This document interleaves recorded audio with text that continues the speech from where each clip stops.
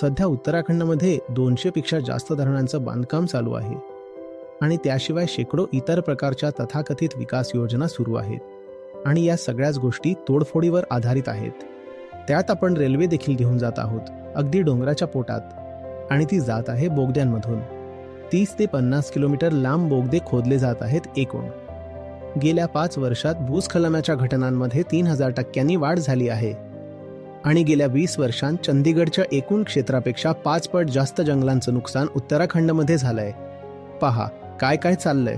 रस्त्यांचा विस्तार, महामार्गांचं काम, रेल्वे मार्गासाठी बोगद्यांची तोडफोड, धरणं, इतर प्रकारच्या विकास योजना आणि प्रायव्हेट सेक्टरकडून हाऊसिंग व हॉस्पिटॅलिटीसाठी तोडफोड व बांधकाम. या सगळ्यावर कळस म्हणजे क्लायमेट चेंज, ज्यामुळे अतिवृष्टी होतेय. नद्यांमधून रेतीचा अमाप उपसा केला जातोय, ज्यामुळे पूर आणखी विनाशकारी होतात. पैसा पैसा पैसा पैसा पैसा, विकास. हे आपण नक्की काय करत आहोत?